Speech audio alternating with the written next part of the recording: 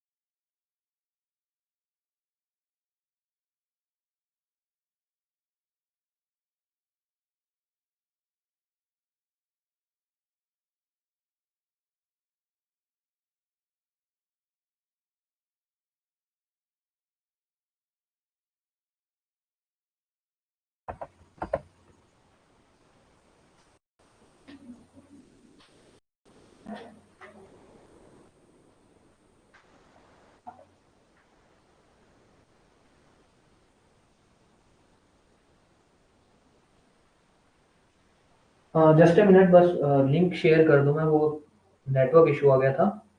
एक ही मिनट में हम क्लास स्टार्ट करेंगे बस।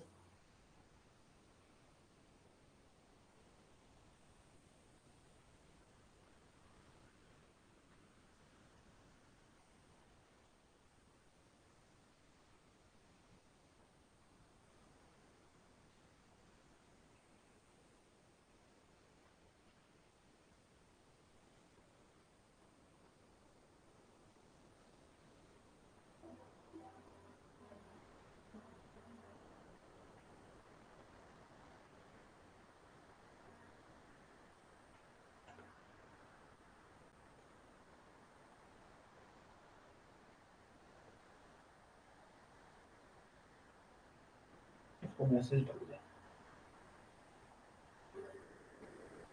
ये किसको ही, वो बिहार वाले को भी डाल दे। मार्कर। स्क्रीन वगैरह सबको क्लियर है? आवाज क्लियर है?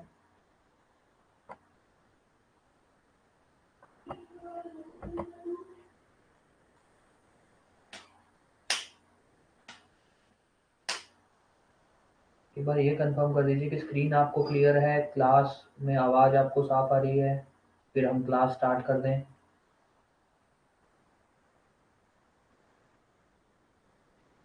ओके ठीक है। सॉरी, वो नेटवर्क इशू आ गया था। मेन क्लास को स्टार्ट करने का पर्पस भी आज का इसी टाइम में था कि हम इसी टाइम में हमारा बैच का टाइम रखेंगे, 6 से 8 रहेगा, 2 घंटे का। तो जब हम टाइम बढ़ाएंगे तो उस हिसाब से हम 5 से 8 कर देंगे। और हमें ये पता लग गया है कि जो हमने नेटवर्क कनेक्शन लिया है वो इस टाइम में उसमें प्रॉब्लम आ रही है। तो देखते हैं कल या परसों तक उसको सॉल्व कर लेंगे। ठीक है, आज का अपना क्लास टॉपिक स्टार्ट आप करते हैं। तो आज जो अपना टॉपिक है वो है कंसिडरेशन, इंडियन कॉन्ट्रैक्ट एक्ट का कंसिडरेशन। कंसिडरेशन को टॉपिक पे चलने से पहले अपने की वो लीगली क्या बोलता है, हम पहले इसका मतलब समझते हैं। हिंदी में अगर बोले तो प्रतिफल, इसका जो हिंदी का वर्ड है ना वो अपने लिए बहुत इंपॉर्टेंट है, प्रतिफल। तो अगर सिंपल भाषा में मैं आपको बोलूँ ना कि कंसिडरेशन क्या है, तो कंसिडरेशन का मतलब ये है कि वो चीज, वो वैल्यू, या बोले तो वो फल जिसके लिए एक आदमी दूसरे आदमी को प्रॉमिस करता है। जैसे कि अगर मैं आपको ये बताऊं कि भाई ए एक आदमी है, बी एक आदमी है, ठीक है।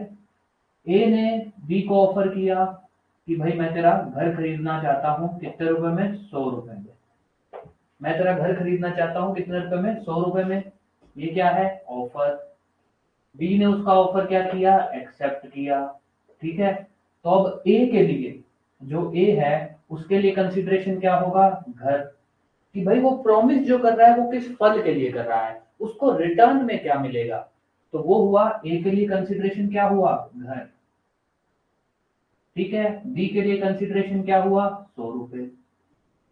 तो सिंपल सी भाषा में अगर अपने बात करें ना कि कंसिडरेशन क्या है, तो सिंपल सी भाषा में हम बोले तो कंसिडरेशन है एक आदमी जब दूसरे आदमी को प्रॉमिस करता है वो जिस फल के लिए करता है।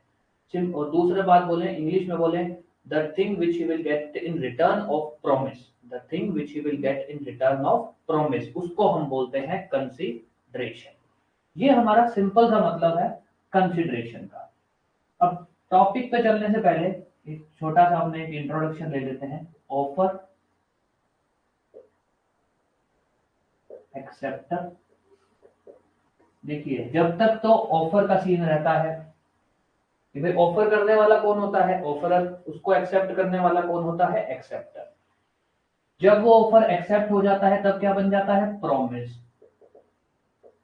तो उसके बाद जो ऑफरर हो जाता है वो बन जाता है प्रॉमिसर, और जो एक्सेप्टर होता है ना वो बन जाता है प्रॉमिसी।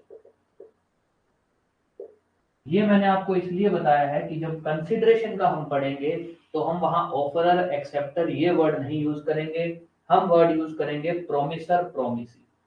क्यों, क्योंकि जब ऑफर एक्सेप्ट हो जाता है उसके बाद वो बन जाता है प्रॉमिस, और उसके बाद जो पार्टीज होती हैं वो बन जाती हैं प्रोमिसर, प्रोमिसी। जिसने ऑफर किया है वो प्रोमिसर, जिसने एक्सेप्ट किया है वो प्रोमिसी।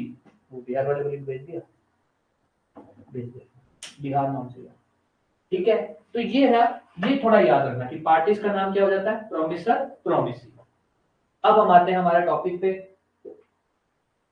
कंसिडरेशन। सेक्शन 2D में ये हमारे डिफाइन है, section 2D Indian contract act में हमारे डिफाइन है। डिफाइन करने से पहले एक बात बता दूं कि जो अपनी डेफिनेशन है, जो बेयर एक्ट के अंदर दी गई है, वो प्रोमिसी के पॉइंट ऑफ व्यू से दी गई है। कि जब हम डेफिनेशन पढ़ेंगे तो हमें बैक ऑफ द माइंड ये ध्यान रखना है कि जो डेफिनेशन बोली जा रही है वो प्रोमिसी की तरफ से बोली जा रही है। ऐसा क्यों, लॉ ये मानता है कि भाई जो आदमी ऑफर कर रहा है वो तो पहले से ही अपने माइंड में लेके चल रहा है, या पहले से ही अपने लिए फायदे की बात लेके चल रहा है। लॉ, एक तो लॉ कभी भी किसी फ्री की चीज को नहीं मानता। लॉ कहता है कोई भी आदमी किसी के लिए फ्री में कुछ नहीं करता, एक बात। दूसरी बात, कंसिडरेशन का डेफिनेशन बनाते टाइम जो लॉ मेकर्स थे उनकी ये सोच थी कि जब भी कोई आदमी किसी को ऑफर करता है तो वो रिटर्न में पहले ही कुछ ना कुछ लेके चल रहा है। तो जो हम कंसिडरेशन की जो डेफिनेशन देखेंगे, जो उन्होंने फ्रेम की, वो प्रोमिसी के एंड से की है। क्यों, ताकि प्रोमिसी का इंटरेस्ट बचा रहे, प्रोमिसी के साथ कभी धोखा ना हो जाए, ये था। तो अब आते हैं अपने डेफिनेशन पे कि भाई कंसिडरेशन की डेफिनेशन क्या बोलती है। तो डेफिनेशन में हम चलते हैं, सेक्शन 2D क्या बोलता है, at the desire of promisor, promisor की इच्छा के अनुसार किसने काम किया होना चाहिए, या तो प्रोमिसी काम करे या फिर एनी अदर पर्सन। और क्या करे वो, या तो ही हैज डन, डज, और प्रॉमिस टू डू। ये जो done does promise to do बनता है ये होता है कंसिडरेशन फॉर प्रॉमिस। अब ये क्या बात कहता है, डेफिनेशन ही कहती है, प्रॉमिस ही के एंड से समझना इसको। डेफिनेशन को पढ़ते time back of the mind ये याद रखना कि प्रॉमिस की ही तरफ से पढ़ रहे हैं।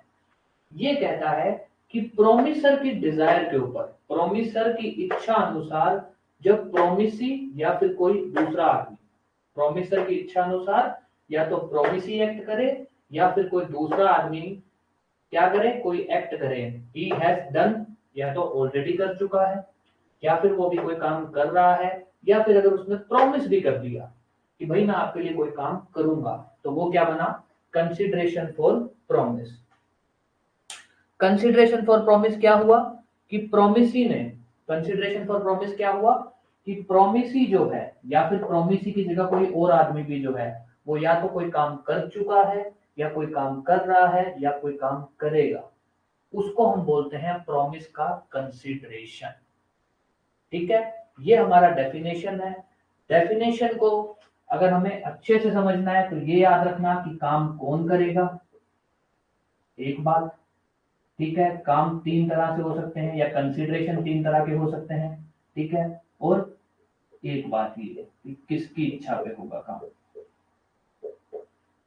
ये हमारा है डेफिनेशन। एग्जांपल आपको देता हूं,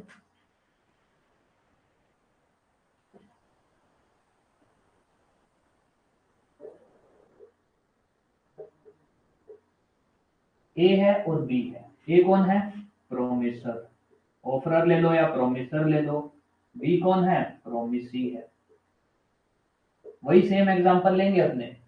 ए ने क्या कहा कि मैं आपका घर खरीदना चाहता हूं, कितने रुपए में, 100 रुपए में घर खरीदना चाहता हूं। ठीक है, ए ने क्या कहा कि मैं आपका घर खरीदना चाहता हूं 100 रुपए में। बी ने कहा एक्सेप्ट कर रहा हूं। अब बी के लिए कंसिडरेशन क्या होगा, 100 रुपए, और बी कंसिडरेशन क्या होगा, 100 रुपए। तो यहाँ पे क्या हुआ, बी ने जो है, यहाँ बी बना प्रोमिसी, बी ने जो है प्रोमिसर की इच्छा पे उसने ये काम किया है, ही हैज डन। और अगर मान लीजिए उसने सिर्फ प्रोमिस दिया है तो ही हैज प्रोमिस्ड। तो बी ने प्रोमिसर की इच्छा पे, बी ने क्या किया, प्रोमिसर की इच्छा पे ये काम किया या प्रॉमिस किया या डज, तो उसे हम बोलते हैं कंसिडरेशन। अब हम आएंगे जब हमारे इसेंशियल पे कि कंसिडरेशन के लिए क्या क्या चीजें जरूरी होती हैं, वो जब हम पढ़ेंगे तो उससे हमें कंसिडरेशन और क्लियर हो जाएगा। तो कंसिडरेशन हम समझ गए। सिंपल भाषा में बोले कि भाई कोई भी चीज जो हमें प्रॉमिस के रिटर्न में मिलती है, कोई भी चीज जो हमें प्रॉमिस के रिटर्न में मिलती है वो हमारी कंसिडरेशन होती है। एक बार ऐसा क्यों है, क्योंकि लॉ ये मानती है कि कोई भी आदमी फ्री में किसी के लिए काम नहीं करता है। जब भी वो किसी के लिए प्रॉमिस करता है कि मैं आपके लिए काम करूंगा, तो वो हमेशा कोई ना कोई अपने फायदे के लिए ही करता है। तो जो चीज उसे फायदे में मिलेगी, जो चीज फलस्वरूप मिलेगी, वो हुआ कंसिडरेशन। डेफिनेशन की बात करें तो डेफिनेशन में हमें सिर्फ तीन बातें याद रखनी है, at the desire of promisor, promisee और any other person has done, does, promise to do. ये हुआ कंसिडरेशन। जब हम इसेंशियल में, डेफिनेशन ही हमारी इसेंशियल्स है इसमें, इसमें मजे की बात यह है कि डेफिनेशन ही हमारी इसेंशियल्स है। तो अब अपने आते हैं कि भाई किसी भी चीज के लिए अगर अपने को पता लगाना हो कि कंसिडरेशन जो है उस एग्रीमेंट में है या नहीं है, अगर हमें ये पता लगाना हो कि कंसिडरेशन किसी भी एग्रीमेंट में है या नहीं है, तो हम दो तीन चार लगभग दो तीन बातें देखेंगे। तो अब अपने आ जाते हैं इसेंशियल। इसेंशियल की अगर अपन बातें करें तो एक तो अपनी जरूरी बात है at the Dzire of promisor, मतलब कि प्रोमिसर की इच्छा पे वो काम करेगा। ये यहाँ बात ये बोलता है कि प्रोमिसी जो है ना, प्रोमिसी ने जो काम किया होना चाहिए वो प्रोमिसर की इच्छा पे किया होना चाहिए। बिना प्रोमिसर की इच्छा अनुसार अगर उसने काम कर दिया, एक बात, उसने किसी और की इच्छा पे काम किया, किसी और ने उसको प्रॉमिस किया कि भाई तू ये काम कर दे, मैं तेरे को इतने रुपए दे दूंगा, तो अगर प्रोमिसी ने बिना प्रोमिसर की इच्छा के किया या किसी और की इच्छा पे किया या किसी और से कंसेंट लेके काम किया, तो वो प्रोमिसी उस चीज को कंसिडरेशन नहीं मांग सकता। जैसे कि पहले हमने एक एग्जांपल लेते हैं। एग्जांपल क्या हुआ अपने एग्जांपल, अच्छा ये और बता दूं, ए और बी मैं इसलिए बोलता हूं कि आप जब जुडिशरी का मेंस लिखेंगे ना तो वहां पे आप नाम नहीं यूज कर सकते। आपको अगर बुक का इलस्ट्रेशन लिखना है तब भी आपको ए बी ही लिखना पड़ेगा। आप बेयर एक्ट उठाएंगे वहां भी इलस्ट्रेशन इसी वजह से ए और बी में दिए गए हैं, क्योंकि मेंस में आपको नाम लिखना अलाउ नहीं होता। आप एग्जांपल में राम श्याम सुरेश रमेश ये नहीं लिख सकते हो, आपको ए और बी ही लिखना पड़ेगा। तो पहले से अगर हमें आदत रहेगी तो हमारे लिए थोड़ा इजी रहेगा। तो अब सीन क्या है, अपने आते हैं दोबारा एग्जांपल पे। ए और बी दो आदमी हैं। ए जो है ना वो बना रहा है मार्केट। क्या बना रहा है? मार्केट बना रहा है, मतलब जैसे आजकल ये कॉम्प्लेक्स वगैरह, मार्केट या कॉम्प्लेक्स बोल दो। ए कॉम्प्लेक्स बनाता है। ए ने क्या किया, ए कॉम्प्लेक्स बनाता है। बी ने जो है ना इस कॉम्प्लेक्स को बनाने के लिए उसको पैसा दिया। कॉम्प्लेक्स बनाने के लिए उसको पैसा दिया, और किस कंडीशन पे दिया कि जब इसमें जो दुकानें बिकेंगी ना उसमें मेरे को कमीशन मिलेगा। ये बी ने दिया। ए ने कॉम्प्लेक्स बना रहा है, बी ने उसको पैसा दिया कि भाई जब दुकानें कटेंगी ना तो इसमें मेरे को कमीशन मिलेगा। दुकान कॉम्प्लेक्स बन गया। कॉम्प्लेक्स बनने के बाद ए कहता है भाई तेरा कोई कमीशन नहीं है, कोई पैसा नहीं मिलता। बी कहता है क्यों, मैंने तो पैसा दिया था तेरे को। तो ए कहता है तूने मेरे कहने में थोड़ी पैसा दिया था, मैंने तेरे को थोड़ी कहा था पैसा लेने को, तूने खुद अपने हिसाब से उसमें इन्वेस्टमेंट करा दी, तूने खुद अपने हिसाब से उसमें पैसा डाल दिया। बी चला जाता है कोर्ट में। बी कहता है सर मैंने पैसा दिया है इसको, मैंने इसको पैसा दिया कॉम्प्लेक्स बनाने के लिए, मैंने इसको पैसा दिया कॉम्प्लेक्स बनाने के लिए, ये एग्रीमेंट हुआ था कि जो दुकानें बिकेंगी ना उसमें मेरे को कमीशन मिलेगा। तो वहां पे ये बोलता है कि सर इससे ये पूछिए क्या इसने जो एक्ट किया है वो मेरी इच्छा पे किया है, मैंने इसको कहा था क्या, मेरी डिजायर पे मैंने इसको कहा था क्या। ये कहता है बी कि सर इसने नहीं कहा था मेरे को एक थर्ड पर्सन था उसने कहा था कि भाई तू इसमें पैसा लगा दे, जो दुकानें बिकेंगी ना वो तेरा, उसमें मैं तेरे को कमीशन दूंगा, मतलब ए तेरे को कमीशन देगा। वो कहता भाई मेरे को किसने कहा था, थर्ड पर्सन ने, मैंने पैसा किसके कहने पे लगाया, थर्ड पर्सन पे। तो कोर्ट कहती है जी नहीं, जो कि आपके यहाँ वैलिड कंसिडरेशन नहीं है, यहाँ पे आपने जो एक्ट किया है वो ए की इच्छा पे नहीं किया है, तो आप ए से पैसा नहीं मांग सकते, आप ए से कमीशन नहीं मांग सकते। आपने थर्ड पर्सन के कहने पे मांगा है, आप और थर्ड पर्सन जानो, यहाँ ये आदमी का कोई लेना देना नहीं होगा। क्यों? क्योंकि इसके लिए आपने जो बी ने जो काम किया है वो ए की डिजायर पे नहीं किया है। जो पहली इसेंशियल है कि कंसिडरेशन में जो एक्ट किया होना चाहिए प्रोमिसी द्वारा वो प्रोमिसर की इच्छा पे होना चाहिए, वो पहली इसेंशियल यहाँ फुलफिल नहीं होती है। ये हुआ eight the desire of promisor का मतलब। ठीक है, केस लो बता देता हूँ, सेम टू सेम फैक्ट ही है केस लो के।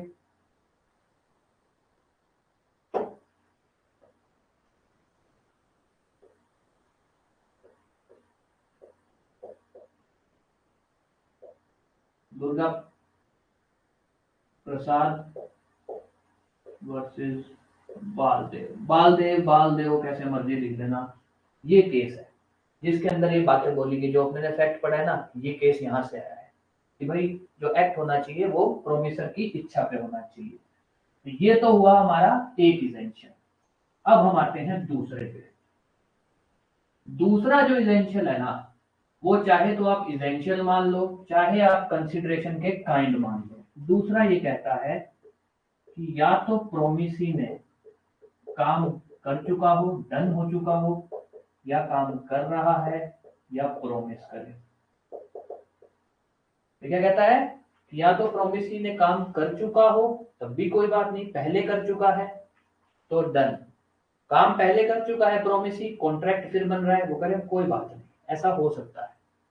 भाई प्रोमिसी पहले काम करता है, वो अपने एग्जाम्पल पढ़ेंगे कि भाई प्रोमिसी ने पहले काम किया फिर कॉन्ट्रैक्ट हुआ या फिर एग्रीमेंट हुआ, हो सकता है।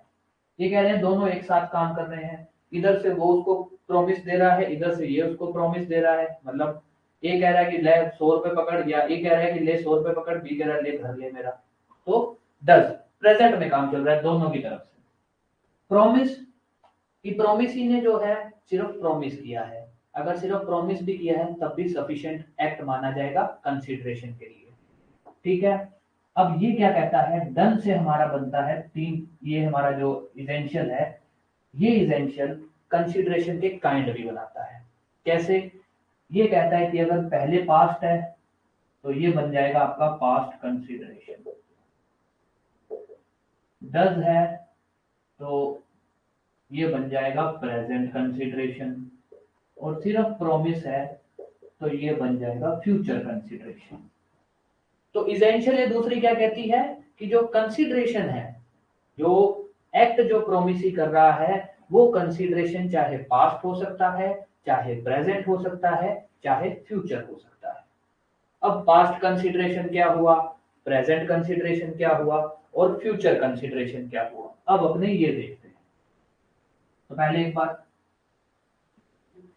प्रोमिसी ये कर दो या फिर काइंड लिख दो। सबसे पहला आ जाइए पास्ट कंसीडरेशन। अगर पास्ट कंसीडरेशन को आपको एक लाइन में बोलूँ ना मैं, तो पास्ट कंसीडरेशन का मतलब होता है कि जब कंसीडरेशन प्रोमिस से पीछे चल रहा है, कि मतलब कि प्रोमिसी पहले एक्ट कर चुका है, प्रोमिसी जो है, तो ये क्या कहता है, ये कहता है कि कंसीडरेशन जो है अगर प्रॉमिस से पीछे चल रहा हो, मतलब प्रॉमिस ही जो है पहले ही एक्ट कर देता है। एग्जांपल देता हूं, ए बी, ठीक है, ए ने क्या किया, बी के बच्चे की जान बचाई, ए ने बी के बच्चे की जान बचाई।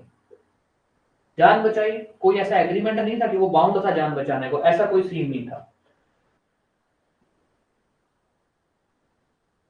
थर्ड पर्सन पे केस कर सकते हैं, ये अपना जो कंसेप्ट है ना थर्ड पर्सन वाला, ये अपने बात करेंगे, प्रिविटी ऑफ कंसिडरेशन और प्रिविटी ऑफ कॉन्ट्रैक्ट आएगा, ये अपने थोड़ा सा आगे चल के बात करेंगे, पहले अपने कंसिडरेशन कर लेते हैं, ठीक है।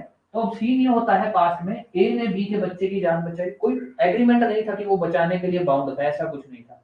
ए ने बी के बच्चे की जान बचाई, बी उसको प्रॉमिस करता है कि भाई मैं तेरे को 100 रुपए दूंगा, ठीक है, कि मैं तेरे को 100 रुपए दूंगा, तूने मेरे बच्चे की जान बचाई।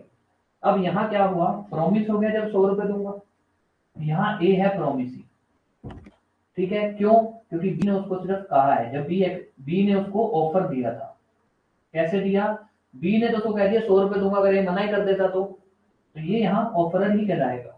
तो ये हुआ प्रॉमिसर, ये हुआ प्रोमिसी।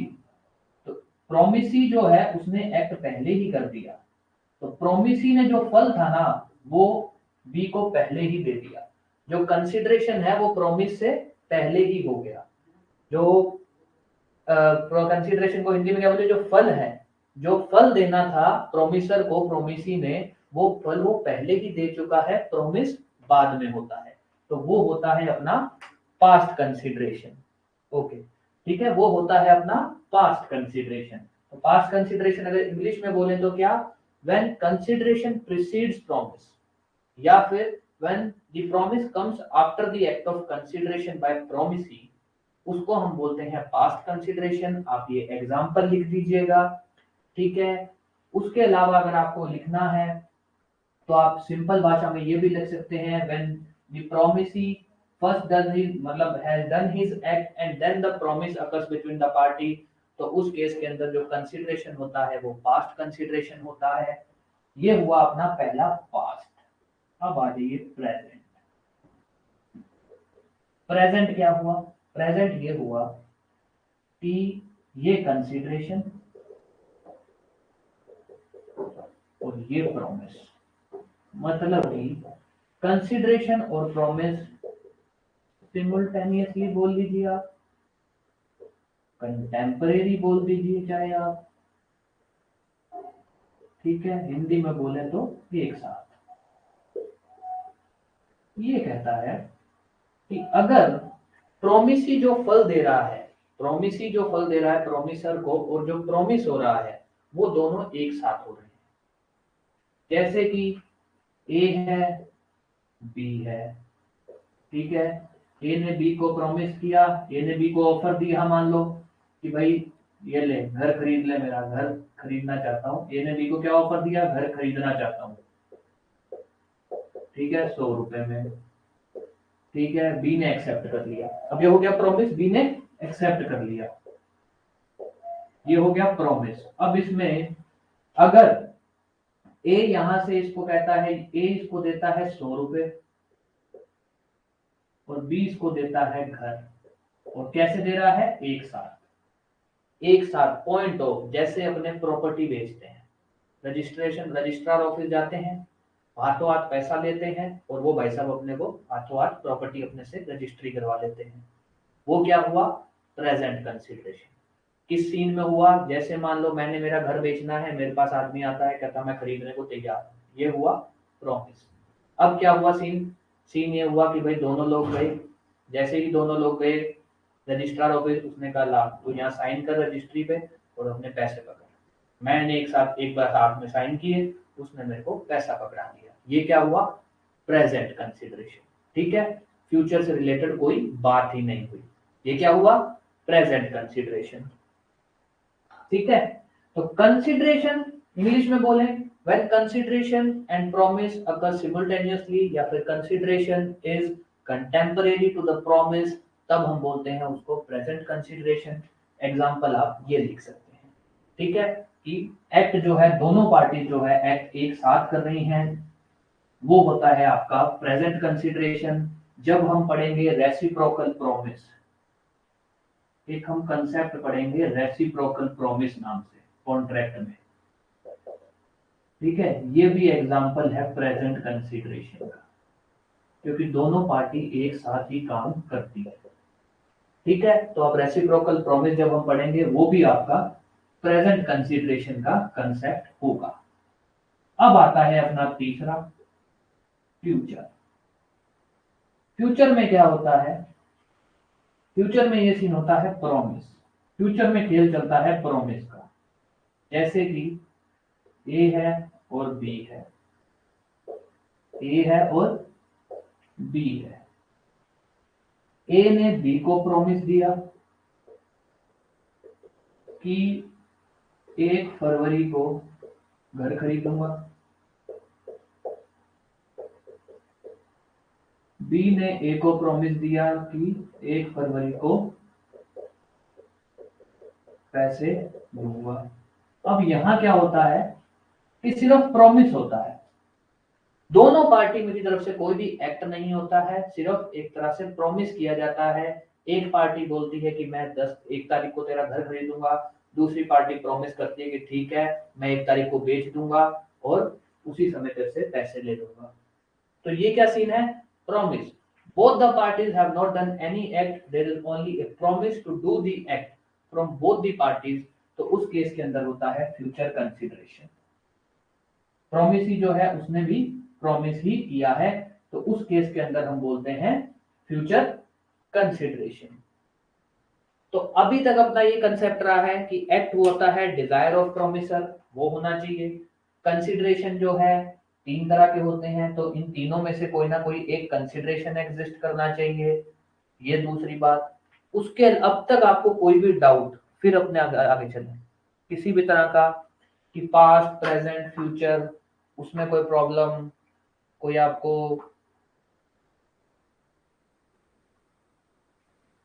पास्ट प्रेजेंट फ्यूचर में किसी भी तरह की दिक्कत, कुछ उसको अच्छे से और एलैबोरेट करूं और एग्जांपल दूं आपको या समझाऊं डिटेल में, कोई भी प्रॉब्लम?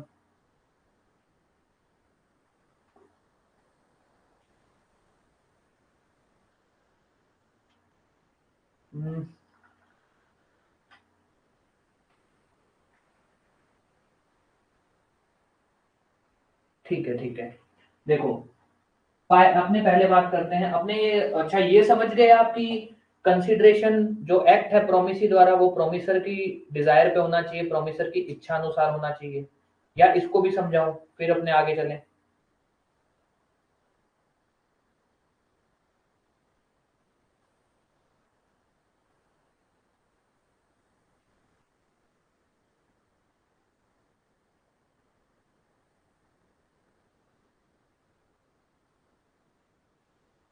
ठीक है, चलिए पहला आप समझ गए, अब अपने आते हैं ये पास्ट, प्रेजेंट और फ्यूचर में। देखो जो पास्ट कंसिडरेशन है ना, अपने ने कंसिडरेशन किस तरफ से समझना है, प्रोमिसी के एंड से। ये अपने ने पहले ही बात कर ली है कि हम कंसिडरेशन कैसे समझेंगे, प्रोमिसी के एंड से। तो जो पास्ट कंसिडरेशन है ना, वो ये होता है कि प्रोमिसी, पास्ट कंसिडरेशन के अंदर, पास्ट के अंदर प्रोमिसी जो है पहले एक्ट कर चुका होता है। किसी भी तरह का दोनों पार्टीज में कोई भी एग्रीमेंट नहीं होता है, और जो प्रोमिसी होता है वो पहले एक्ट कर चुका होता है। दोनों में किसी भी तरह कोई एग्रीमेंट नहीं है, प्रोमिसी ने पहले काम कर दिया, फिर दोनों के बीच में प्रोमिस होता है, वो हम बोलते हैं पास्ट कंसिडरेशन। कि भाई जो फल है, जो प्रोमिसर को जो फल मिलना था वो प्रोमिसर को पहले ही मिल गया, उसके बाद दोनों में प्रॉमिस होता है, तब जाके हम बोलते हैं पास्ट कंसिडरेशन। जैसे कि ए ने बी के बच्चे की जान बचाई, ए बचाने के लिए बाउंड नहीं था, कोई एग्रीमेंट नहीं हुआ था, ए ने बी के बच्चे की जान बचाई, उसके बाद बी ने कहा कि भाई मैं तेरे को वादा करता हूँ कि मैं तेरे को 100 रुपए दूंगा, या फिर उसने उसको 100 रुपए मौके पे दिए। तो जो कि प्रोमिसी जो है पहले ही एक्ट कर चुका है। कंसिडरेशन क्या होता है, कंसिडरेशन अगर हम डेफिनेशन देख रहे हैं तो एक्ट डन बाय प्रोमिसी है। तो जो कि प्रोमिसी पहले ही एक्ट कर चुका है, तो उस केस में जो कंसिडरेशन है वो माना जाता है पास्ट कंसिडरेशन। कि भाई प्रोमिसी पहले ही एक्ट कर चुका है, इसलिए कंसिडरेशन जो है वो पास्ट है। पास्ट का मतलब क्या होता है कि एक्ट अतीत में हो चुका है। ठीक है, एग्जांपल आपको देता हूं।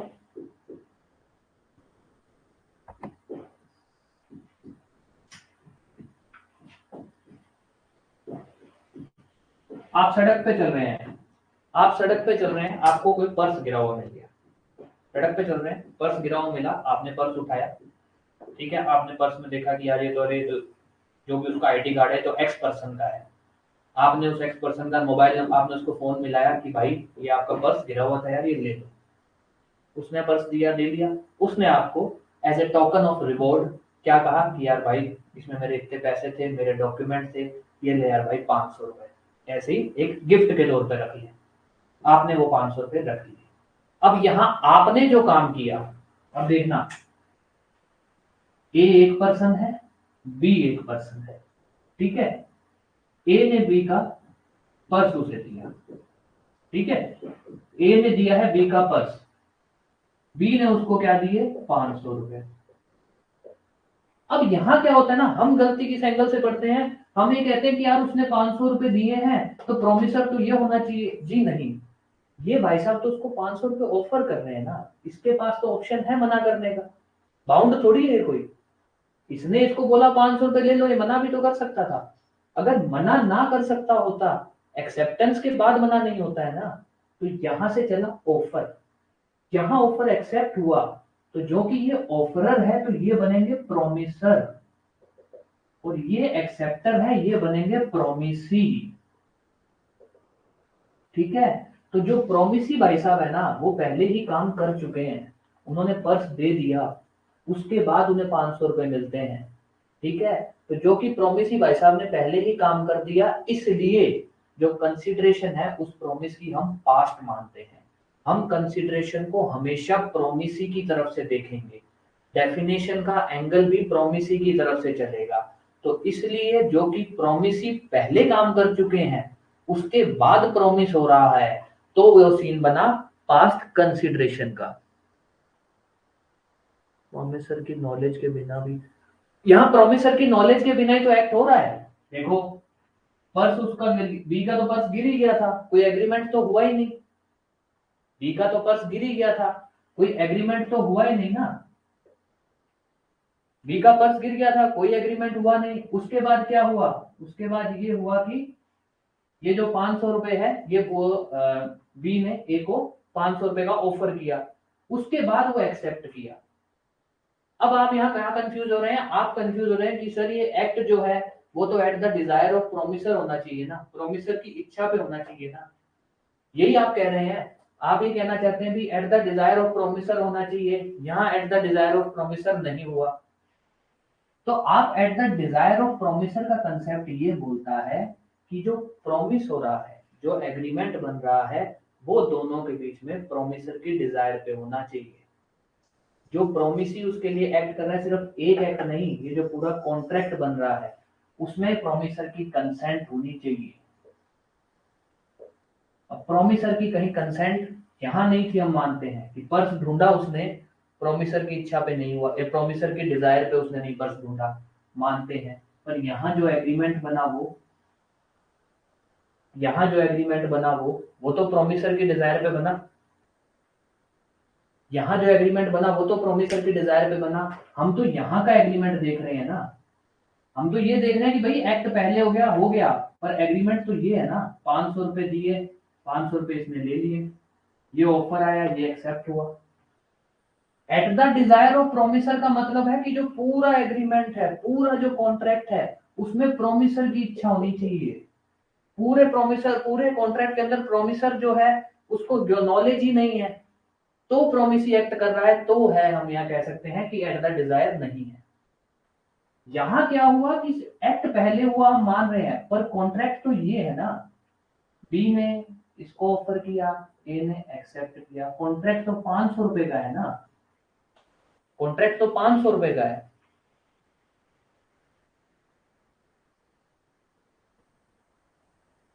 कोई इसमें नहीं, ह्यूमैनिटी तो हुई, ह्यूमैनिटी तो अपने समझते हैं, भाई ह्यूमैनिटी हुई, पर अगर वो आपको देना, वो आपको ये थोड़ी कह रहा है कि आप बाउंड हो। इसको एग्जांपल को अपने दोबारा लेते हैं, एक एक स्टेप पे चलते हैं।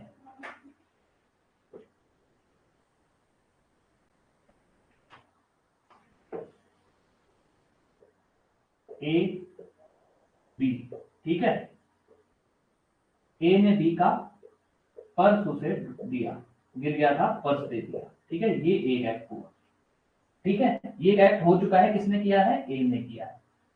अब बी ने इसको ऑफर दिया, क्या दिया कि भाई 500 रुपए दे रहा हूं क्योंकि तूने मेरा पर्स ढूंढ के दिया। अब ऑफर दे रहा है, ठीक है, क्या ऑफर दे रहा है ना, ह्यूमैनिटी ग्राउंड तो हम समझ रहे हैं। आपको उसने ऑफर दिया कि यार तूने मेरे लिए पर्स ढूंढ के दिया ना, मैं तेरे को ऑफर देता हूं, आपके पास ग्राउंड है कि आप मना कर दो, आपके पास ग्राउंड है कि आप मना कर दो। आपने अगर एक्सेप्ट कर लिया, अब उसने क्या किया, यहाँ एक्सेप्ट कर लिया कि ला 500 रुपए दे दे, ये एक्सेप्ट हो गया। अब यहाँ इन दोनों के बीच में ये क्या बना, एग्रीमेंट, कॉन्ट्रैक्ट।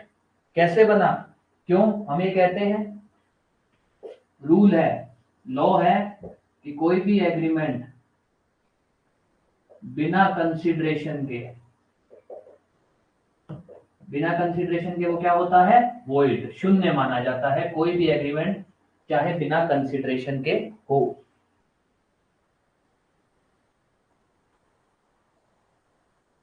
हाँ, आप ये मान सकते हैं, सिंपल बोलूं तो पास्ट कंसिडरेशन में वो सब काम होते हैं कि जो इस भाई की नॉलेज के बिना होते हैं। फिर क्या होता है, दोनों में यहाँ कॉन्ट्रैक्ट हो जाता है। अब दोनों में यहाँ कॉन्ट्रैक्ट हो गया, अब यहाँ आप कॉन्ट्रैक्ट देखो, बी ने उसको ऑफर दिया 500 रुपए, वो एक्सेप्ट कर रहा है। यहाँ पे क्या है, ए को तो फल मिल रहा है 500 रुपए, बी को क्या मिला, अब जो कि बी को कुछ नहीं मिला, तो फिर तो कंसिडरेशन, एग्रीमेंट होना चाहिए वॉइड, तो यहाँ आता है ये एक्ट कि भाई ए पहले ही इसके लिए काम कर चुका है, ये जो है पहले ही इसके लिए ये काम कर चुका है, और इसलिए ये काम पहले ही कर चुका है, और ये यहाँ बनता है प्रोमिसी। तो इस वजह से दोनों के लिए कंसिडरेशन बन गया, इसके लिए कंसिडरेशन हुआ 500 रुपए, इसके लिए कंसिडरेशन हुआ पर्स, और यहाँ कॉन्ट्रैक्ट होता है फिर कंप्लीट। आप eight the desire of promisor को ये समझ रहे हैं कि ये एक्ट भी प्रोमिसर के डिजायर पे होना चाहिए, जी नहीं, कॉन्ट्रैक्ट जो है ना वो प्रोमिसर के डिजायर पे होना चाहिए, सिर्फ कोई एक एक्ट नहीं प्रोमिसर के डिजायर पे होना चाहिए। अब आप पास्ट को समझे कि नहीं समझे, नहीं समझे तो अपने फिर बात कर लेंगे, पर अच्छा लगा कि थोड़ा आप एक्टिव हैं। किसी और को कोई भी डाउट, कोई भी ऐसा लग रहा है,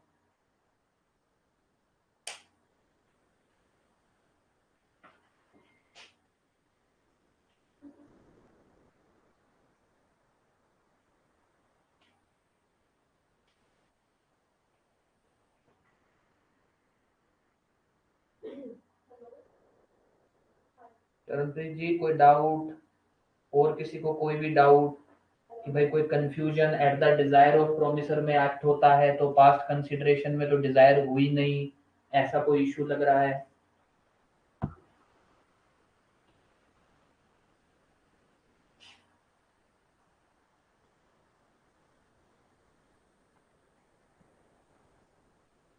नहीं, मैं आपका एग्जांपल नहीं समझा। गेट आपने लगाया कॉलोनी में, उसमें गेट लगाया और बाद में लगाने वाले ने पैसे मांगे, तो ये तो लगाने वाले और आप में एक कॉन्ट्रैक्ट हुआ ना।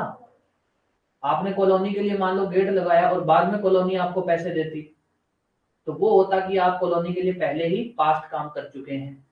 अब गेट लगाने वाला आपका मांग रहा है, तो वो तो आप दोनों के बीच में क्या हुआ, एग्रीमेंट था ना पहले से आपने। उसने ये तो नहीं कहा था मैं काम फ्री में करूंगा। अगर फ्री में करता तो उसके लिए तो कॉन्ट्रैक्ट तो मानता ही नहीं है। कॉन्ट्रैक्ट तो कहता है जहां कंसिडरेशन नहीं वहां कॉन्ट्रैक्ट ही नहीं लगेगा। तो अगर नहीं नहीं नहीं, ये पास्ट नहीं होगा। पास्ट कंसिडरेशन देखिए, आपने उसको एग्रीमेंट आपने उसको कहा कि भाई मेरे लिए गेट बना दे, बाद में वो आपसे पैसे ले रहा है, तो ये तो दोनों में आपके एग्रीमेंट हो चुका है ना। उसने ये तो नहीं कहा कि मैं फ्री में काम कर रहा हूं।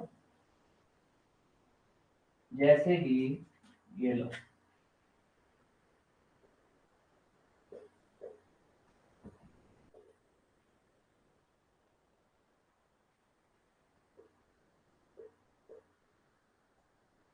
सीन ये हुआ, आपने इसको ऑफर दिया है।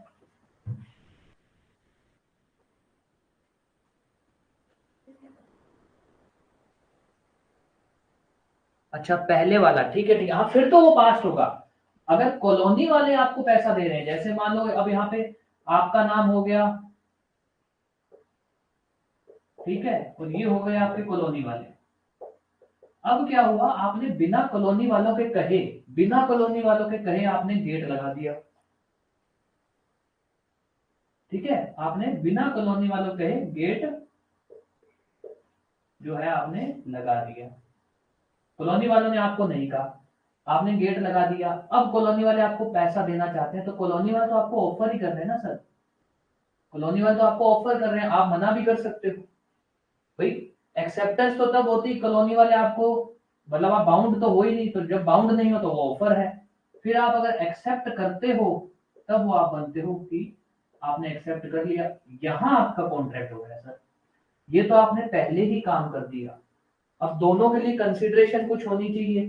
तो कॉलोनी को, आपको तो क्या मिला, पैसा, और कॉलोनी को क्या मिला, गेट। अब आप समझ गए बात को। हाँ, ये जो अभी अपने ने बात की है ना, कॉलोनी वाले अगर देते हैं तो ये पास्ट एग्जांपल है कि भाई कॉलोनी वालों को बिना बताए आपने गेट लगाया। अगर कॉलोनी वाले आपको कहते कि चरणवीर जी गेट लगाना है, आप कहते कोई बात नहीं मैं लगा दूंगा पैसे, मतलब ये नहीं होना चाहिए इंटेंशन की फ्री में लगाना है, नहीं, कि गेट लगाना है आप लगा देंगे क्या, हम आपको पैसे दे देंगे। आपने गेट लगाया, तो उन्होंने किया आपको ऑफर, फिर आपने किया एक्सेप्ट। यहां जो सीन हुआ, उन्होंने आपको क्या किया, ऑफर। यहां उल्टा चला।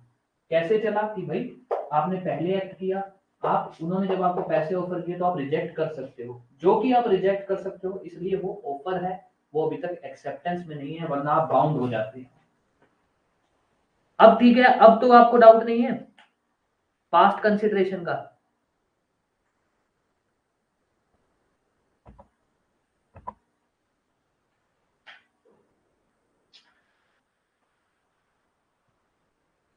ठीक है चलो, वैसे सही है, ऐसे डिस्कशन करते रहा करो।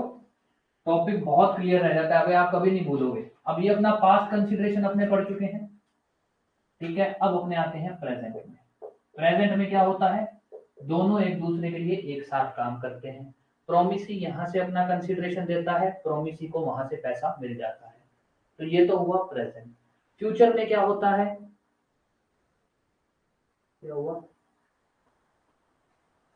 नो सर, नो सर समझा नहीं मैं, नो सर आप किस चीज के लिए कह रहे हैं।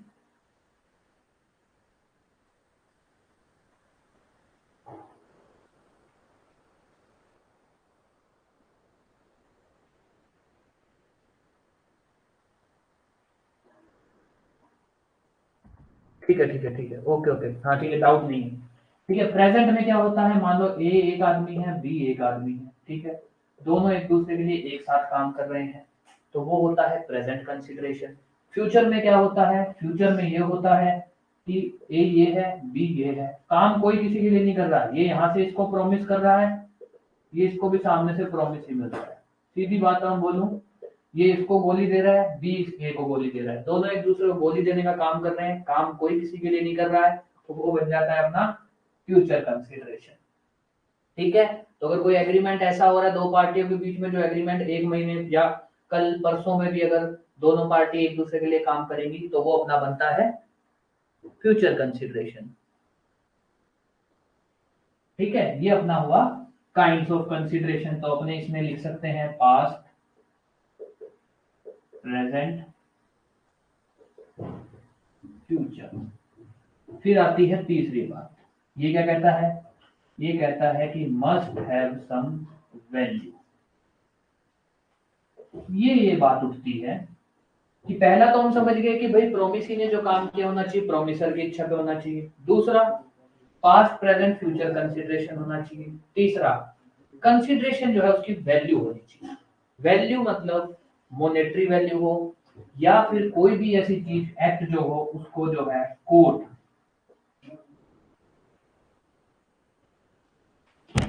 Regard it as some value.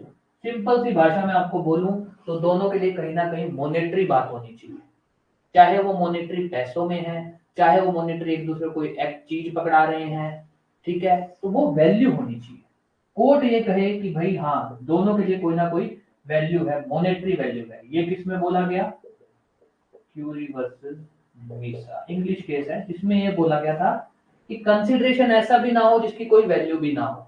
और सिंपल सी भाषा उस केस की ये थी कि उसकी जो है दोनों पार्टियों के लिए कोई फायदा होना चाहिए, चाहे वो पैसा हो, चाहे वो कोई ऑब्जेक्ट हो, चाहे दोनों को कोई चीज मिल रही हो, या एक को पैसा एक को कोई चीज, तो एक मॉनेटरी वैल्यू में होना चाहिए जो कंसिडरेशन है, सिंपल सी भाषा में बोले तो। ठीक है, डिस्प्यूट इसके भले हम कितने भी उठा लें, बट जो कोर्ट की जो स्टेटमेंट थी ना, कोर्ट रिगार्ड इट हैज, मतलब कि कंसिडरेशन की एक वैल्यू होनी चाहिए। तो कोर्ट का इंटेंशन यही था ये कहने में कि भाई कंसिडरेशन जो होनी चाहिए, जो दोनों को फल मिल रहा है वो पैसे की तरह होना चाहिए, या तो कैश हो या फिर कोई चीज हो जिसकी कोई पैसों के अंदर कीमत हो। ठीक है, तो अब अपने आते हैं इजेंशियल। इजेंशियल क्या होने चाहिए, एक्ट प्रोमिसर की इच्छा पे होना चाहिए, प्रोमिसी द्वारा। ठीक है, या सिंपल भाषा में बोलूं कि भाई जो एग्रीमेंट है, जो कॉन्ट्रैक्ट है, वो प्रोमिसर की इच्छा पे होना चाहिए। कंसिडरेशन जो है पास्ट हो सकता है, प्रेजेंट हो सकता है, फ्यूचर हो सकता है। मतलब प्रोमिसी में या तो काम कर चुका हो या काम करेगा, मतलब काम कर रहा है या काम करेगा। Must have some value, consideration की कीमत होनी चाहिए, मॉनेटरी कीमत ही होनी चाहिए। पर अपने मॉनेटरी नहीं लिखेंगे क्योंकि वो थोड़ा डिस्प्यूटेड वर्ड आ जाता है, तो सिर्फ लिखेंगे कि भाई कंसिडरेशन की एक कीमत होनी चाहिए, चाहे वो कीमत कैश में हो, चाहे वो कोई चीज हो जिसको हम कैश में कन्वर्ट कर सकते हैं।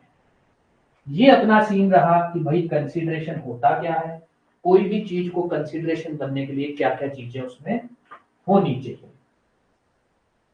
अब आता है कि भाई अपने ने अब तक जो पढ़ा उसमें दो ही केस लॉ है।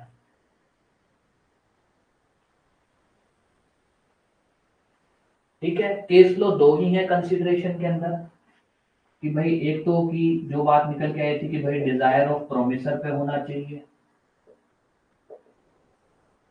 ठीक है, एक दूसरी बात क्या निकालनी चाहिए, मस्ट हैव सम वैल्यू। ठीक है, ये जो केस है, ये केस होने है इंग्लिश केस है दो। ठीक है, क्यूरी वर्सेस वीसा। ये जो केस है ये है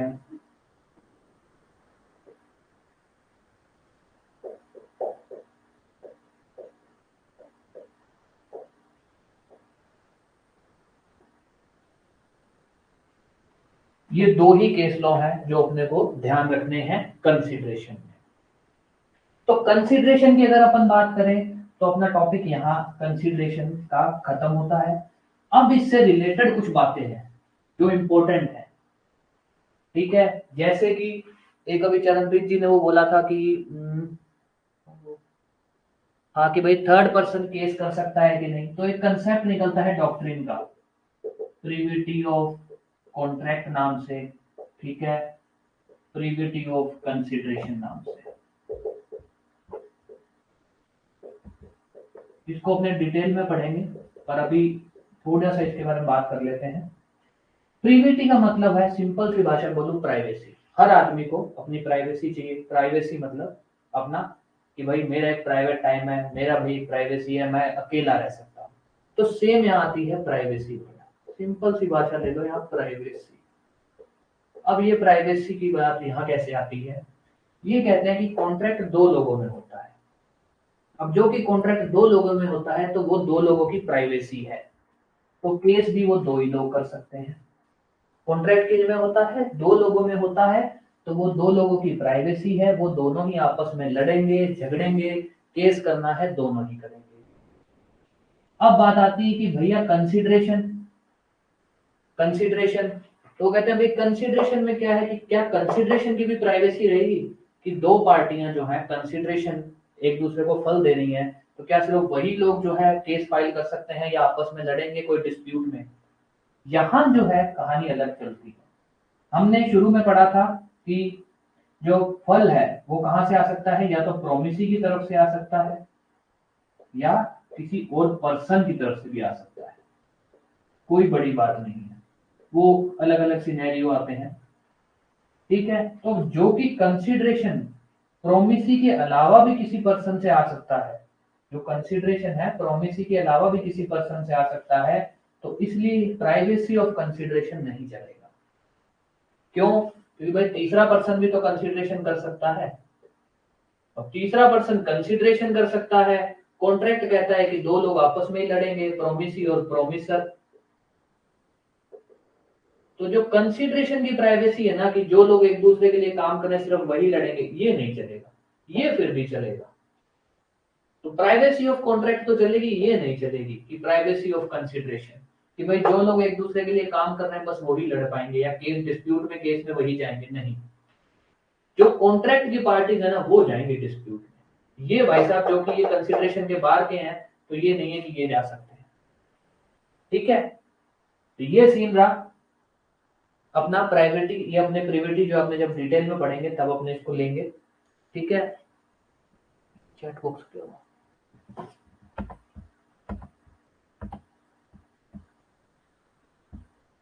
हाँ जी, अब आप मेरे को ये बताओ कि अपने कंसिडरेशन में डेफिनेशन पढ़ी, इजेंशन पढ़ी, इसमें कोई डाउट? अपना एक टॉपिक रह रहा है हालांकि, कि भाई agreement without consideration is void. ये बात है, ये बात जनरल रूल है कि बिना कंसिडरेशन के कोई भी एग्रीमेंट होगा वो वॉइड माना जाएगा। पर इसकी कुछ एक्सेप्शन है, कुछ इसके अपवाद है, ये अपने अगले लेक्चर में पढ़ेंगे। ठीक है, अपना एग्रीमेंट कंसिडरेशन जो है वो अभी तक इतना ही है कि क्या होता है, क्या इजेंशन है। ये जो जन्मप्रीत जी अपने ये जो है ना, ये अपने अलग से टॉपिक में पढ़ेंगे। पहले अपने कंसिडरेशन क्लियर करने, फिर अपने ये पढ़ेंगे।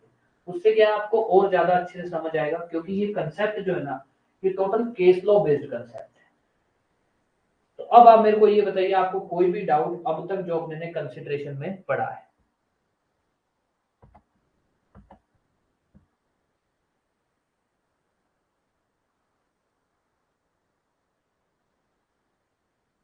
ठीक है, बाकी लोगों को डाउट नहीं है, या बाकी लोगों को डाउट ही डाउट है कि कुछ बताना नहीं चाहते हैं?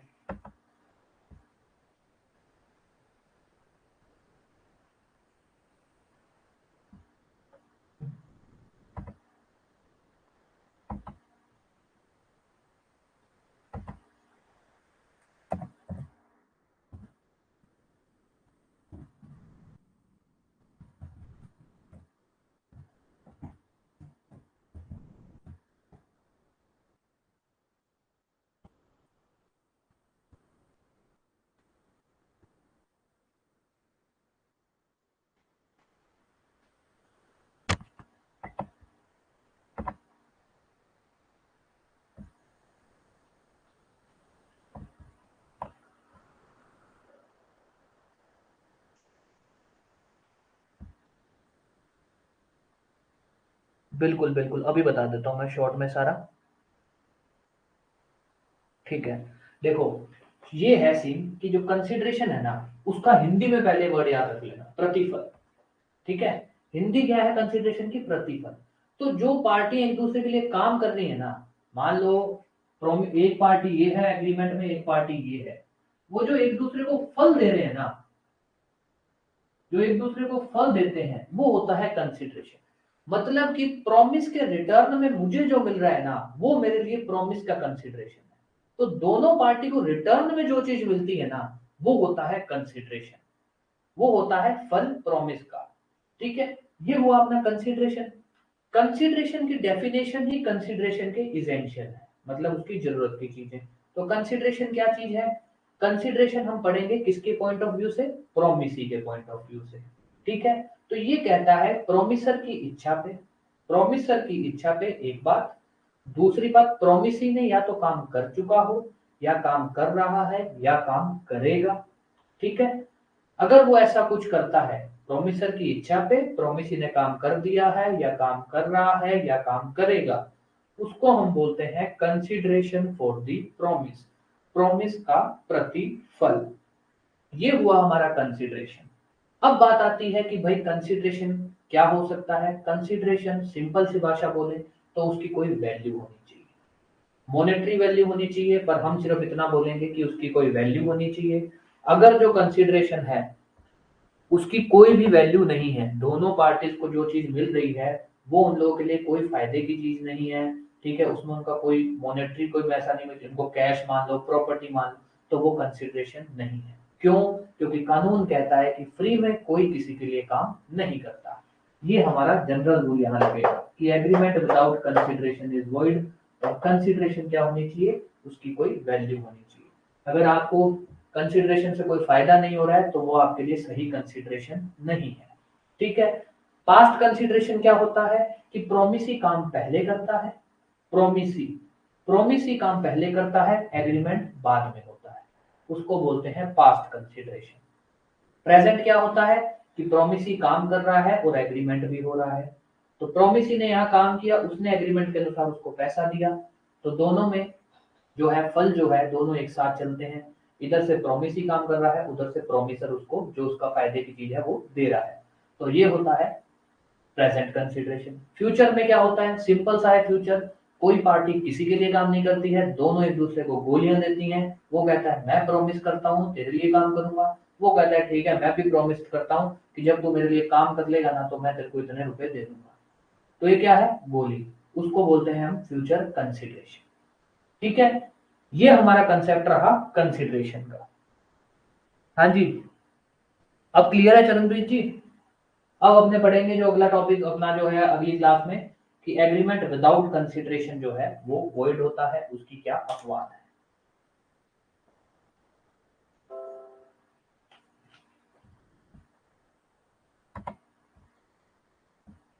चलो ठीक है, ठीक है देन फिर आज की अपनी क्लास यहीं खत्म होती है। अपने जो है अगली क्लास में यही कंसिडरेशन को थोड़ा कंटिन्यू रखेंगे, इसके 2-3 टॉपिक हैं। कोशिश रहेगी अपनी कल वही 6 बजे शाम को क्लास रखने की। ठीक है, और बाकी अगर आपको हमारी क्लास पसंद आ रही है तो आप इसको शेयर जरूर करिए। कोई आपके साथ के हैं जो जुडिशरी की तैयारी करना चाहते हैं तो उनको बताइए हमारे बारे में, उनको अपना जो ऐप है उसका लिंक भेजिए, अपना यूट्यूब चैनल पे वीडियोस हैं वो उसको दिखाइए। ठीक है then, thank you for the class, आपका अटेंड करने के लिए। Okay, thank you.